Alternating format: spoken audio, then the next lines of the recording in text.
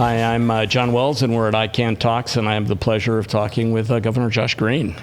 And I can't believe I'm here with John Wells, who made West Wing and ER and The Pit, and is now making shows in Hawaii. And I'm the governor and ER doc, just getting to spend a little time with him.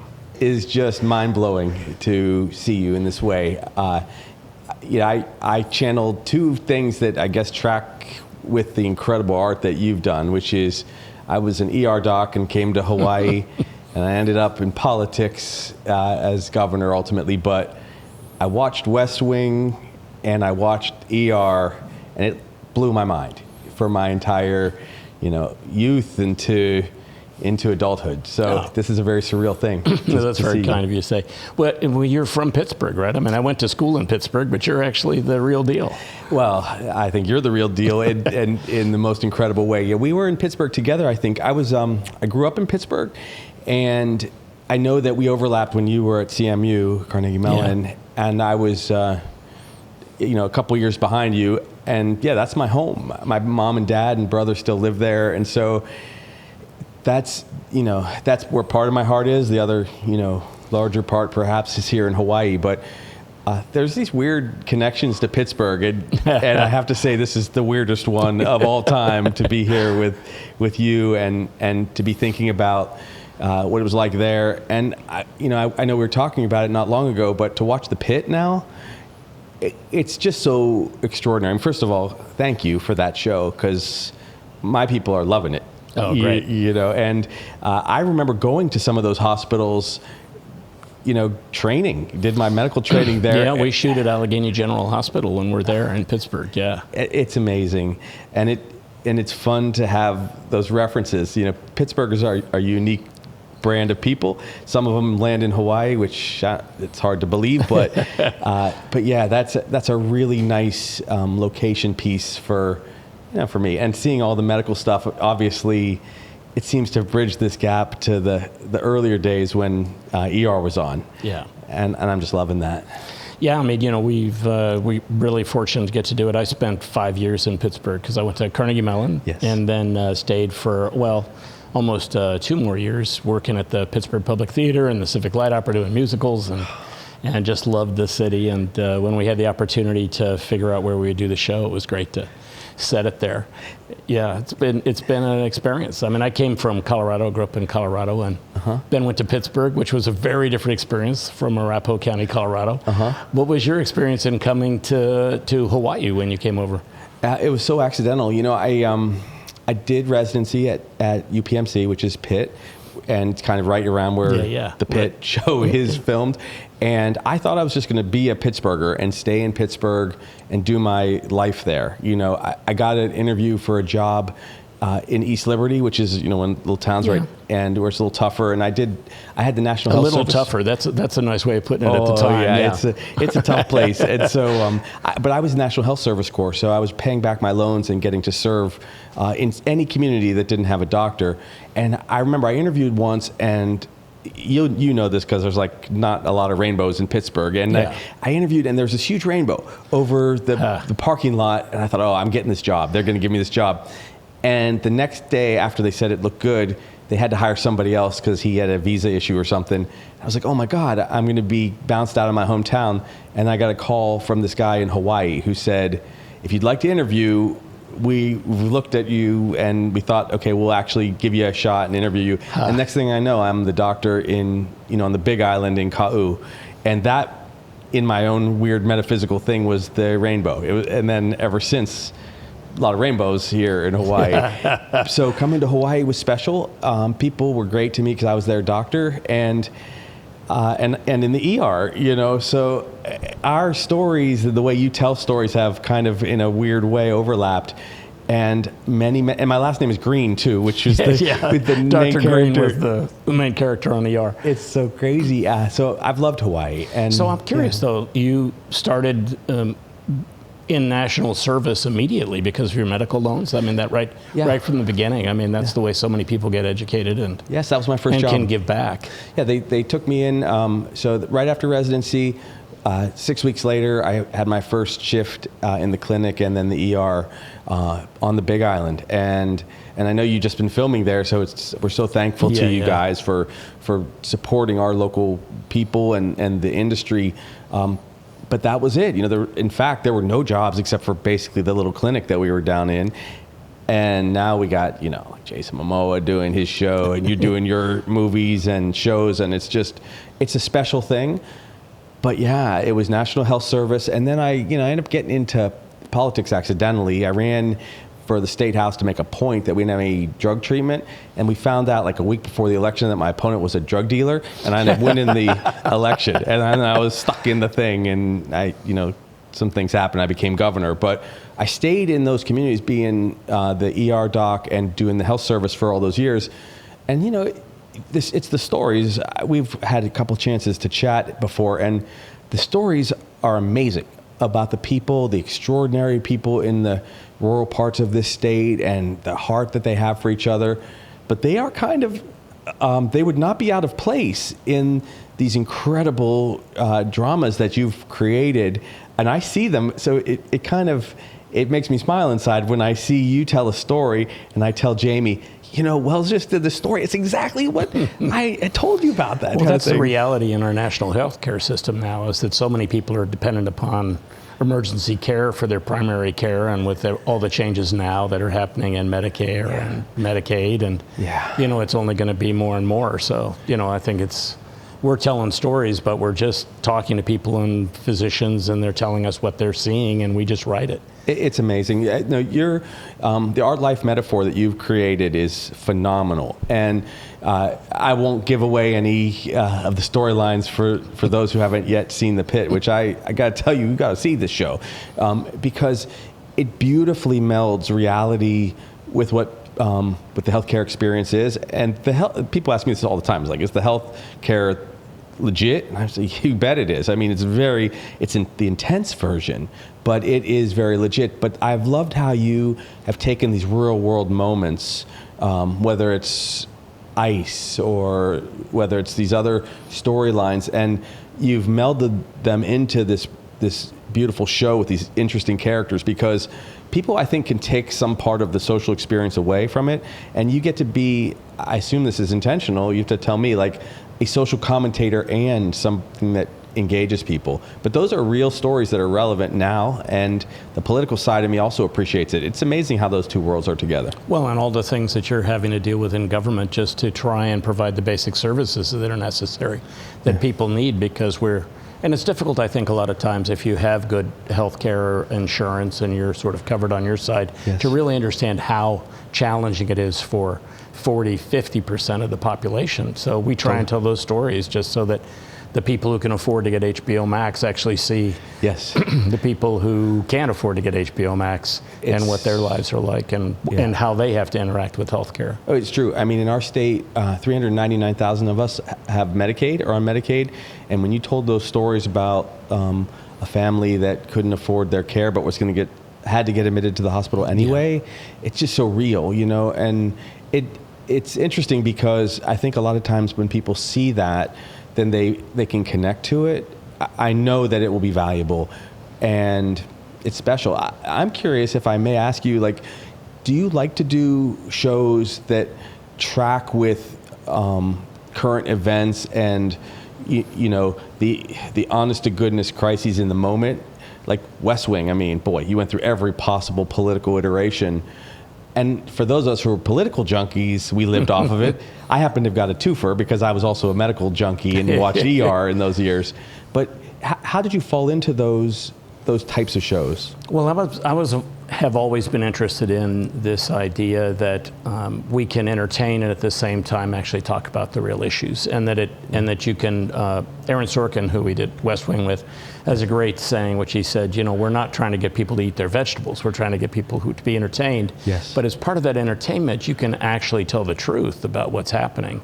And so we work really hard to try and do the research, tell stories truthfully as much as we can. And then we have time problems, and that we shoot them and then and oftentimes it's many months later. Yeah. So we're trying to talk to, in the case of the Pit or ER before that or West Wing, you're trying to talk to the professionals and say, where do you think are going to be the issues in 6 months or 8 months? And then you try and do those issues. And sometimes we get them right, and sometimes we get them wrong. But sadly, particularly in medicine, the things that people are worried about 8 months from now, you know, they're not wrong. No, they're right on the mark. Tell them the stories. It's just, you know, so I'm up to date on the Pit. I got the finale tomorrow or the next day or whatever, you know. Yeah, tomorrow. And I'm excited to watch it. And then, you know, if I fall asleep at the end, I wake up and HBO Max has pivoted over to ER, and I wake up and I'm like 4 episodes into ER, and there's Clooney, and I'm like, oh my God, you know, and the young version of, you know, our dear lead. Yeah, Noah. Yeah, Wiley, Noah. yeah. It's just, you know,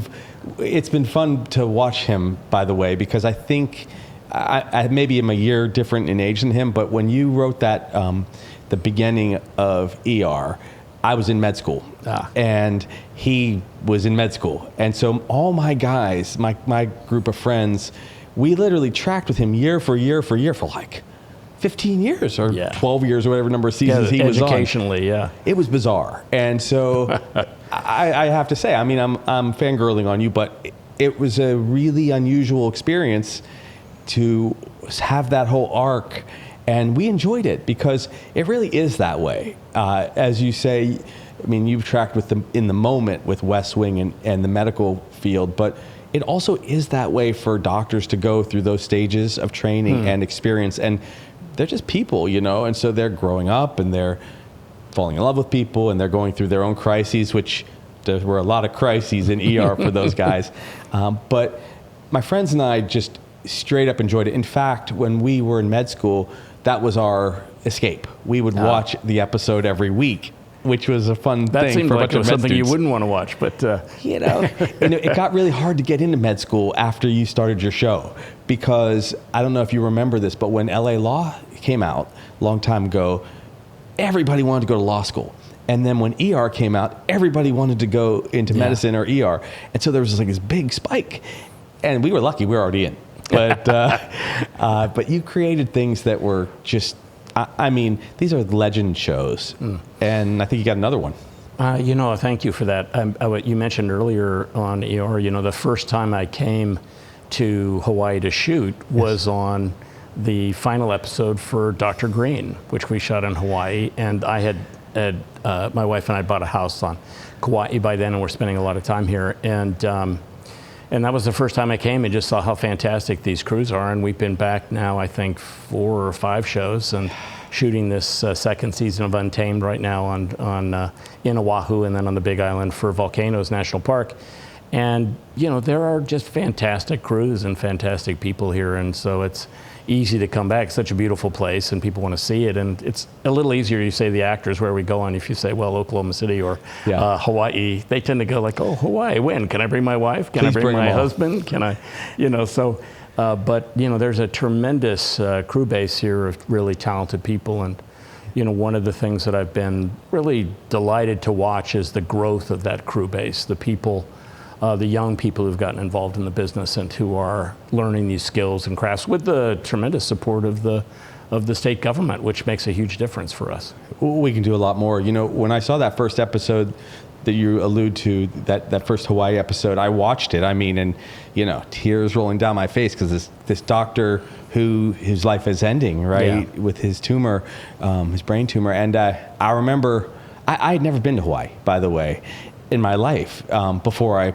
moved here for the job. But those were the few kind of things. I had seen Jurassic Park, which I guess is, you know, Michael Crichton is your Michael Crichton partner. is my mentor. Oh, God, one of my mentors, And then so we had Jurassic Park, and I learned over time when I got into this job how important that is, and that's exactly what we hope for. I mean, I think we should do a lot more actually to support film, because Hawaii is always looking for something to add to tourism and to add to the military. And we want young people to have this dream and to have a mentor like you.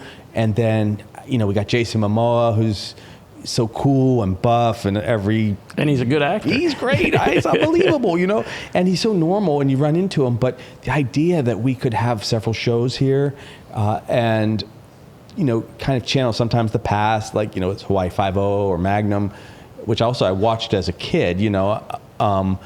That was the idea and a glimmer of what people had for Hawaii, and now you get to modernize it. But we would love it if you through ICAN, all these guys created a whole generation of young Hawaii kids, Hawaiians and Filipinos, and all the kids that are coming and looking for something maybe as an option, right? Because everyone knows you can find a good job and you can work in tourism, but now they're looking for something different, this generation. Yeah. What would it take, do you think? I mean, what is it like to be back and forth between, I guess, Los Angeles and Hawaii? What would it take to make it happen? Well, the business has been tough the last couple of years because we went from having so many shows when all the streamers were really making a lot of things to fewer shows, and that's put a stress on everywhere. Yes. But Hawaii has so many unique things that it brings to it, just the beauty of the place and the fact that there are dreams that people have about coming to Hawaii. So, the joke we always had during Rescue High Surf was, it's on in January after the football game, you're in Buffalo, and you see everybody running on the beach, people are going to come. Right. But the growth of a base is what makes the big difference. Okay. The growth of a local base of workers who have the technical expertise and the qualifications, and that comes the same way that it came for me, which I came from Arapahoe County, Colorado, worked my way up. I was doing Xeroxing and stuff at the beginning and running around and, just doing whatever anybody would let me do. But you have to have the experience and being given the opportunity to do it, and things like ICAN and educational opportunities where professionals are coming in and talking about what they can do and how you can do it is how that base grows. Just like in any other industry, it's a craft. And so you get people who are learning their craft from being apprentices to moving all the way up to doing it. And I've seen an extraordinary growth in not only the quality, but the depth of experience that we have here now. So cool. Which has allowed us to come back a number of times. What made you fall in love with film? I mean, like, how did you, I know you're at CMU and it's got this incredible film program, but what made you know that, and then you became this huge force in you got to move TV. that up, right? Yeah. Yes. I don't think I touched it. I think it was just going. It's just the force I was kind of watching. I was like, speeches. George Clooney used to do a gag all the time, which is for the camera operators, is that they would set the camera and then he would scunch down during it, so that they thought the camera was actually falling down. Yeah, was slipping down. So what made you love film? I mean, how did you really get into this? Well, I started in theater. I was a theater kid, and I got into it because we sweat equity to a lot of the houses that I grew up in. So I had carpenter skills, and I had a friend when I was in middle school ask if I would come and help build some sets because I had some hammer and nails and things. And I got into that, and I just started to love the people. So I turned into one of those theater kids in high school and worked professionally, I guess you could call it professionally, in dinner theater for a year afterwards to see if I really wanted to pursue it, and then got into Carnegie Mellon as a theater kid. So, and learned all these crafts. I mean, I think it's really important for people to get an education.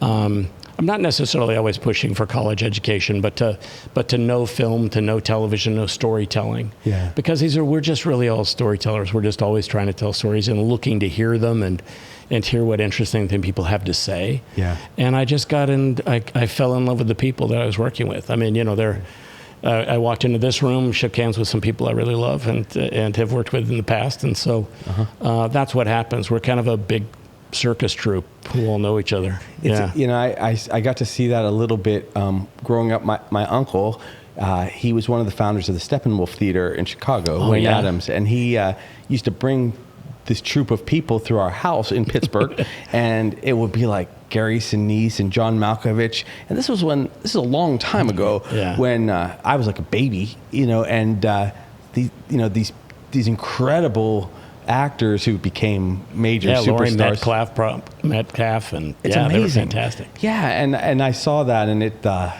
Fortunately, I never had any talent, so I could just go to medicine, right? But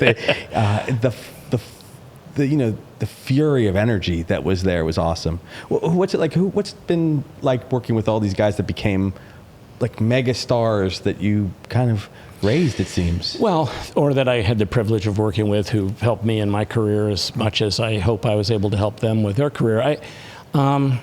It's just trying to find talented people to work with. I mean, I think in every field you're looking for those people who you have an affinity to, who, when I was younger, it was finding people that we were going to partner with and do it. And as I've gotten older, kind of realizing that part of the responsibility is making certain that you're actually passing that the knowledge that you get in doing any job, part of your responsibility is to make sure that the next generation that's coming up has that knowledge. It's not all in books. It's not all on YouTube. It's not, so it's important to kind of be sharing that as you go forward, because so many people shared it with me as I came up and looked out for me and helped me. And so, and again, that's a large part of what happens when you're building a film community any place, is that everyone has to be rooting for everybody else and be trying to build a team. Because I get a lot of credit for things, which is great. I'm not complaining about it at all to see my name in things, but it's 200, 300 people. We are a big moving team of people in which everybody, I know it sounds like a cliche, but everybody is equally important. It's cool to see, because when I felt lucky to get to come to the set of your current program, your current show, I think it was Untamed. Actually, I guess I went and saw your movie too, and it just to see all those guys and the Hawaiian prayer before it, and to see how happy they are that they're working, just working first of all, but also a part of something which is very surely going to be successful, and they carry that with them. I hear stories from people, because I talk to thousands of people as the political guy, right? And they'll tell me, like my friend Tim used to tell me how he was like a key grip on this and that, and he lives for those moments now. So all of these people, they're having a successful moment and they want it. I mean, there's like a hunger for that in Hawaii. And I'm only thinking now, like, oh my gosh, here's John Wells, and he did ER, and then all those guys who were, I think that they were like newfound talent, right? Yeah, well, the problem always with, overnight successes is usually people have been at it for a while. Yeah. But to the audience, they were new. Yeah, I didn't know I didn't know George Clooney's name, or Noah Wiley, and now they're these incredible stars. And the idea that could happen here, but also the writer and the producer and the filmmaker. I mean, we in Hawaii want that. And also, I think that we're a little bit unique in that we get to tell some of the Hawaii stories, which is, I think, where Jason's coming from and The Rock is coming from. They're so proud to also share the culture, the Hawaiian culture and the Polynesian culture. Well, it's such a rich culture, and it's unexplored in the sense that for a lot of the American audience and European audience, they're not really aware. And so it's exciting. It's exciting to learn something new. We have so many stories that are getting told that are the same one that you've seen before. So when you can actually tell a different story, we're really excited on Untamed shooting down at Volcanoes National Park. And it's allowing the story, the central character comes in and learns about the culture in the course of this investigation that he's doing, and becomes sort of overwhelmed with the beauty of it and the mystery of it, and being able to tell those stories is fantastic. Yes. But it's I think there's a hunger for stories you haven't heard before, haven't seen before, and there's so many rich stories that are be told through the Polynesian cultures, through the Hawaiian cultures, through this extraordinary mix of cultures that exists in Hawaii. Yeah, it's like an untapped seam of some kind of precious metal, honestly, because first of all, extraordinary people. There's no majority ethnicity in Hawaii, so everybody is a mix. My children are an example of that, right? I'm a white Jewish guy from Pittsburgh. I'm married to a Japanese Hawaiian Mormon, and so like it's chaos. And then you got these kids, but they look up to these stars and they care about their culture so much. And you're right. I mean, though I will admit I loved watching Magnum and Hawaii Five-0. And you peppered pieces of the culture in there, so it's neat. But now when you get deeper into some of these stories, I mean, I think it is something that fuels that fascination with Hawaii. I mean, a lot of us came to Hawaii accidentally, or maybe got lured by some magical opportunity. But once people see it, sometimes, and I think this is the great part about filmmakers, is you can capture some of the depth of the experience quickly for people. And it is just amazing. Like, I got friends, like all the governors, I've been telling them, you got to watch these shows because you're always teasing me about, being in paradise and whatever. But watch what they're producing and watch what it actually feels like when you have people of every different ethnicity and color. It's unique. It's hope, also anyway. really important to acknowledge that our audience now, just in the most basic commercial terms, Yes. is extremely diverse and inclusive. And so we find that when we put on shows that are diverse and inclusive, all the way back to what we were doing on ER, and before that I was fortunate enough to work on China Beach, that those audiences show up. People want to see themselves, want to see their cultures represented, and they are not minor portions of the audience. They are, well over the majority of the audience now. So it's part of our responsibility to do it. And now, we've been coming here for a long time, and so I've watched the depth of the crew base grow. Yes. So, on our current show on Untamed, we have, I think for a long time there was this belief that, shows come and then all these people come from the mainland are only here to do that, and then they leave. But on our show now that we're shooting, it's over 85% of the crew is local. Yeah. Because the crew base is such that we have people here who are at least as qualified as the people we'd bring in from the mainland. And so that's, again, through the support of the state, of the government. It's essential to making it work. Well, we're going to do a lot more of it. I'm fully committed to making sure that film has resource here. And, I see it as first just something great to share, because you're sharing these stories and developing these talented people, but also the way it exports how Hawaii looks and how Hawaii feels is amazing. And not just the shows, but also I think you're going to produce some fantastic writer or director, and they're going to end up back in Pittsburgh or Colorado or LA, and they will be making some epic film with their sensibility from Hawaii, which we of course all feel honored to share, this sense of aloha and ohana. It's and it's not just Lilo and Stitch talking about it. It's like it's happening, right? And so I really think it's amazing what could come from this. I'm blown away that you guys are committing yourself to Hawaii, and it means I want to thank you, because it really means a lot to thousands and thousands of people that I talk to. They love it when there's a show in Hawaii, because they feel so proud of it, and a lot of people they both respect and revere Hawaii, but then they also make a little fun because it's just paradise, right? But when they see something serious and great come out of here, then they're proud. And I think you guys can do that. I always tell people that the stories we're trying to tell about Hawaii, I have to do this quite a bit with the executives that we actually have to sell these stories to. Yes. I say, we want to do stories about when you've been to Hawaii. People always say, I've been to Hawaii, I love Hawaii. And I always say, okay, so when you've been driving from the airport to your resort, all those streets you go past, turn up one of those streets. That's the stories that we want to tell. That's exactly right. And, there's these amazing stories of, in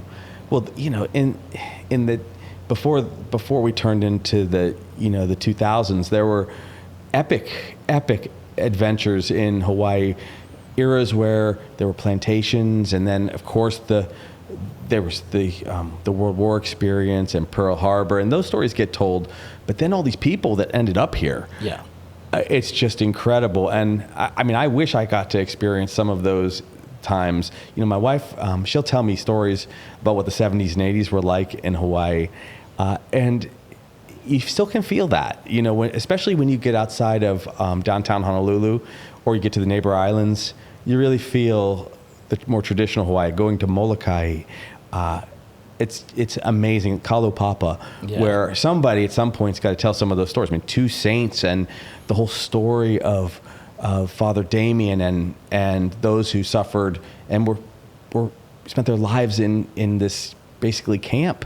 I mean, there's amazing stories that as people capture them over time, I believe people will have a much deeper appreciation for Hawaii. And a lot of times also Hawaii is now looked at as kind of like the gateway to all of the Pacific. And I wouldn't be surprised if some of these stories jump to other places too.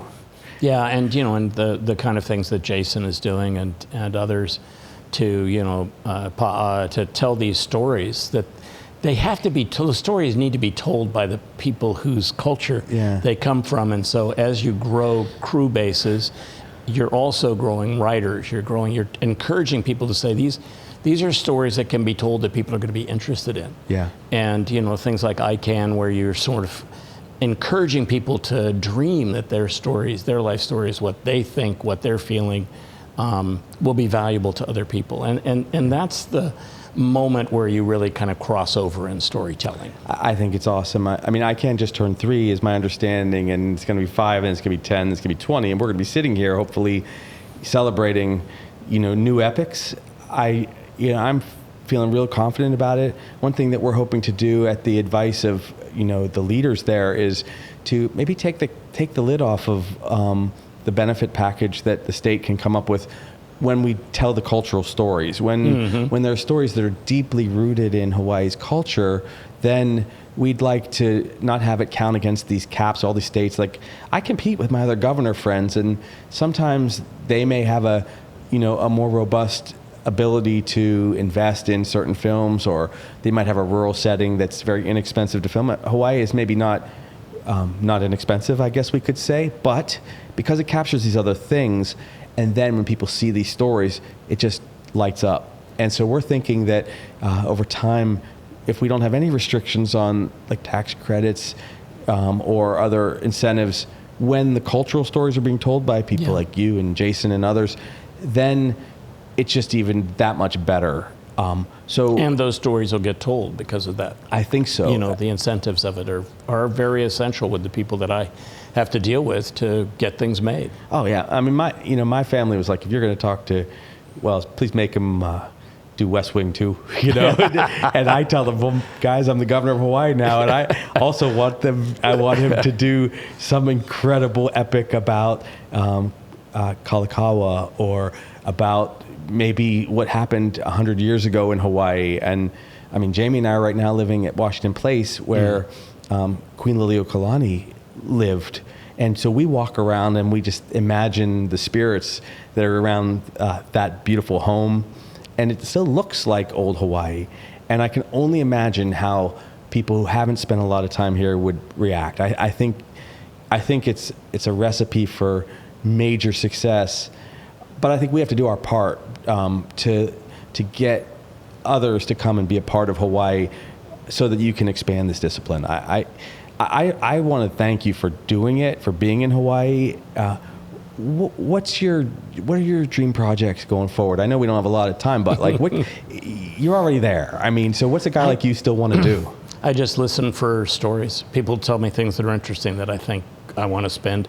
When we do one of these, whether you're doing something like Untamed, which is we do one every 3 or 4 years, or 2 or 3 years, or whether you're doing something like The Pit, where you're working, every week. Yes. You have to have stories that interest you. It's a lot of work for a long period of time, and you better really enjoy what you're doing. So, and by enjoy, I mean being engaged with it intellectually and with the story. So I'm always just looking for what's that next story to tell, and who's the talented young person to tell it with. Well, I know that you're going to find great stories here, because I think of those legends that did the Hokulea. Yeah. I mean, things like that, when someday when they reach film, or the Eddie, or these things they're magnificent, that even me hearing the stories from kind of the old guard, I'm hopeful that we get to capture them before they're gone, because I know in my heart that America will love them and the world will love them, but our local dudes will get to make them, and that's kind of what makes me happiest. Yeah, absolutely. Yeah. Well, thank you. I mean, thank you for being you and for giving us all these shows. Thank you. Oh man, it's a real amazing. pleasure. Thank you, brother. Appreciate it.